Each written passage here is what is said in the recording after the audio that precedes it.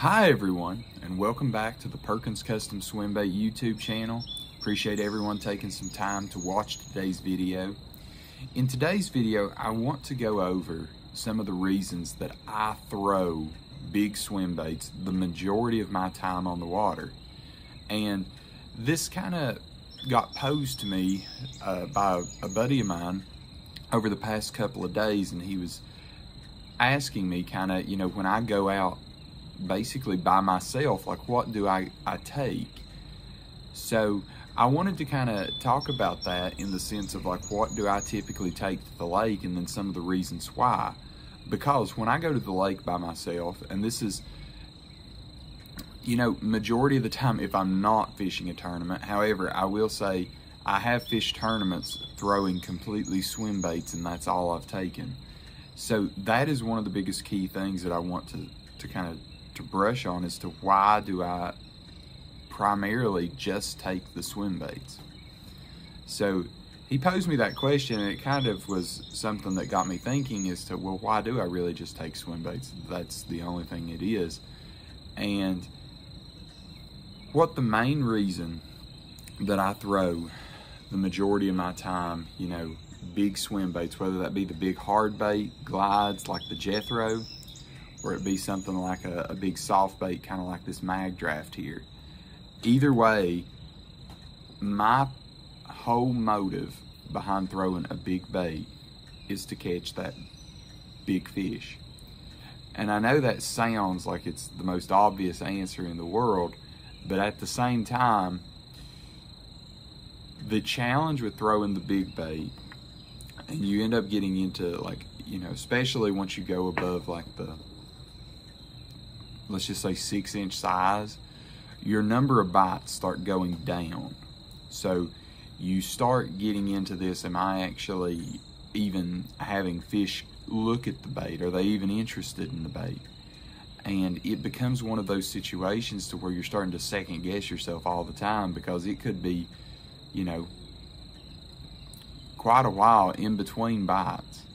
Now, for myself, and this is personally speaking, I have went days zeroing on the lake, and it doesn't bother me to zero when I go out, because I'm not looking for more of the average class fish of that body of water. If your body of water holds on average, tons and tons and tons of 4s and 5s, and yet you catch, that's all you're catching is 4s and 5s, but you increase the size of the bait, okay, well, you've deterred some of the 4s and 5s.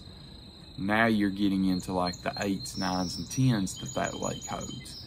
If everyone remembers, back in the early 2000s, when Steve Kennedy won the Bassmaster Elite event on Clear Lake, I remember hearing him actually say, I had to cut off the 6-inch bait so the 5 and 6s would quit eating it, and tie on the 10-inch Huddleston so that I could actually specifically target the bigger fish. At least I think it was the 10-inch. It might have been the 8-inch, but I think he was throwing the 10-inch Huddleston. But still, I mean, thinking about it from that point of view, that works, because if you upsize the bait, you will end up specifically targeting this larger caliber of fish.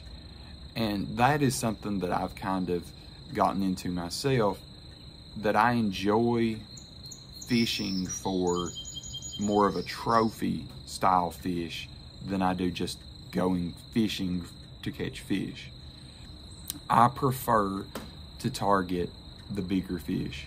And it's one of those things that's more of a game to me, because I'm having to try to figure out how to trick maybe 5 fish, 10 fish, let's say, within a particular area of the lake, versus trying to catch any fish that lives there. Because my assumption is that if you look kind of on a map and you're looking at your lake and you're seeing all these fish, you're seeing all these different areas You know, you've got like lower lake near the dam or the reservoir. You've got mid lake, and then you've got like the upper lake where typically the rivers are located, at least in highland reservoirs. You get to see those areas and you start looking at them and you start thinking, okay, well, if the big fish typically hold on the best structure, where is that? And it becomes this kind of cat and mouse kind of game that you're getting to play with the fish, as to you're thinking through each season of a bass's, you know, life cycle, really. You know, during the spring they spawn, during the summer they'll go deeper, and so on and so forth. So you're trying to target them based upon their normal seasonal progression, and then you have to go out there and you have to try to put all the pieces together on that day to find them and catch one. So for me, what ended up happening was I love to fish, and I still throw some conventional on occasion. Typically it is in a tournament situation. Rarely do I ever take any sort of conventional tackle with me when I go out fun fishing.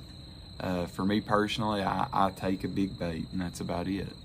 I do take the Alabama rig on occasion, but that is, you know, that bite window is just about over. There will still be times during the summer I can get bit on it, but it's not tied on typically. It's in the boat, but it's not tied on. I far prefer, you know, having either the big glide on and throwing it around brush, timber, things like that, and then having that big soft bait if I'm wanting to cover like a flat or some points or something, sink it down deep and try to dredge it along bottom. But, you know, that's the big reason. So just targeting a trophy size fish, because for me, I have not had tons of success prior to throwing the big swim baits for catching bigger than average fish. My average fish, you know, prior to starting to really throw these, was in that probably 2.5 to 3 pound class, which, don't get me wrong, that's a really, really healthy and nice fish to catch. But at the same time, it was not, it was always my desire to catch something bigger, which I think everyone has that desire, is to catch something bigger. But the ultimate thing that it required was I had to figure out I had to teach myself a lot as to how to throw the big baits, because the big bait, it really is a completely different frame of mind as to when I take big baits out versus when I am just going conventional fishing. Conventional fishing, I feel like I have more of a chance of catching a fish just throughout the lake, whereas the big baits, I'm more targeting certain areas, and I'm using the baits to try to target them the way that I feel the fish should be holding. So that's some thoughts for you on that. I would love to hear down in the comments as to why everyone throws a big bait. You know, I'd love to hear your top 2 to 3 reasons. I don't want to make it too big a task, because I know that could be big paragraphs as to why you throw big baits, but just curious as to why everyone throws big baits. So I'd appreciate it if you'd leave some comments down below. I'd love to read them and interact with everyone. Second reason, I know that everyone kind of knows that, like, I build the hard baits. I build the Jethro, both the 7.5 and the 6.0. You know, my personal best came on my bait. Not the 7.5, it was the 6.0, but that 6.0 Jethro was the first to be released, and it was released in the better time of year. So I've been throwing the 7.5 pretty well all year. I really haven't thrown the 6.0 that much this year, largely just because I wanted to throw the 7.5 to see if I can break my personal best again. Last year I broke the personal best throwing that, but going back to that second reason, you know, when my dad and I created the swim baits, our goal was, like I kind of detailed in our story about us video, which I'll leave a link to that, and if anyone has any interest in kind of hearing our story as to how we got into making and building big swim baits, feel free to take a look at that video. But it was how to build a better mousetrap. How do you specifically target the bigger fish? So, I mean, and then it became this game for us as to, okay, well, we're directly having a hand in if this fish is going to bite or not, because we're building the bait. It's not that I'm, you know, sending the bait or picking a bait up at Bass Pro or Tackle Warehouse. It's literally a bait that you're actually having a lot of input on as to how that bait gets designed, you know. And it was everything on this bait, from where does the hook hangers get placed, to, you know, how the joint needs to be made, to the tail material, to the line tie, the body shape. It's all of it, you know. And that was some of the most fun and entertaining things, and that's part of the reason I love to throw the swim baits, is because I build them. I love to be able to catch fish on a bait that I made, or at least had a hand in making, excuse me. And then, you know, those are probably the two biggest reasons for me as to why I throw the big bait most of the time. But now that I've kind of had a lot of experience and have thrown these big baits, my other big thrill is I really enjoy watching and seeing other people have success throwing big baits too. And to be honest, it's some of the most fun things in the world to be able to, you know, get to see people catch fish, especially on your bait. It's very humbling, I think is a good word, and gratifying at the same time. It makes you feel good that you help someone be able to actually break their personal best, be able to have a day where they caught a monster bag, anything like that. These are so much rewarding, to be able to kind of give back, and to be able to, you know, say, hey, you were able to wear them out today. And it makes it, from a builder standpoint, that makes my day. I love being able to talk to people about big baits, you know, in my experience, what makes them run, what makes them tick. And that's why I like throwing them, because you get to see all the ins and outs of what makes a bait work, what doesn't make a bait work, what makes a bait really terrible too.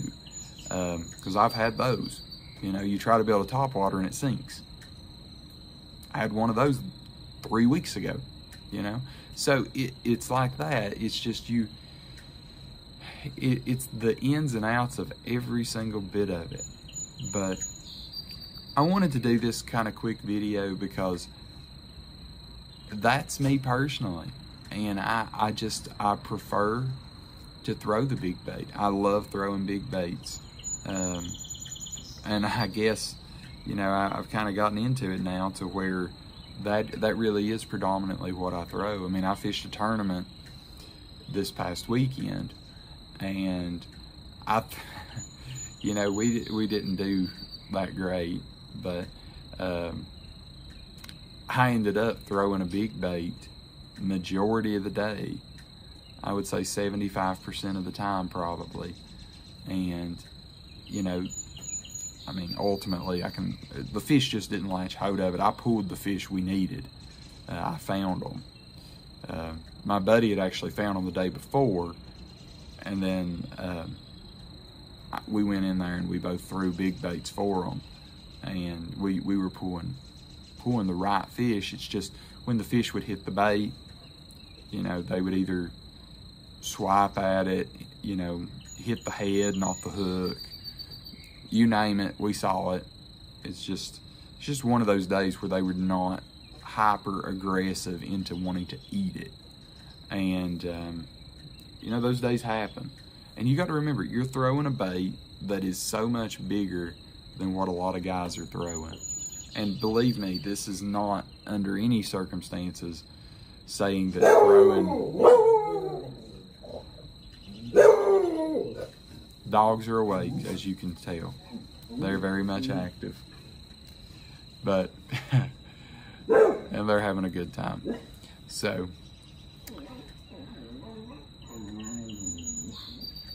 and they're kind of talking too, so. But it's the excitement, the entertainment of being able to throw a big bait, trying to actually pull a fish that you have never seen before. And that is what got me addicted to throwing big swim baits. When you get to see this giant shadow, which becomes this giant fish, this giant largemouth that just kind of comes hovering up to your bait out of nowhere. And it's like, well, where did he come from? That's when it makes it worth it. That's when you get to say, okay, whoa, why have I never seen these before? And that's something that I'd never seen. You know, the closest thing that you might come to this is a topwater bite. I've never seen another kind of bait class that will both trigger and interact with fish the way a big bait will. So, those are kind of my reasons. I know this is kind of a shorter video, but at the same time, I just wanted to get out here because my friend had given me that thought as to, you know, when you go out, what do you throw? And it really is, I throw big baits when I go out. I would almost estimate 99% of my time.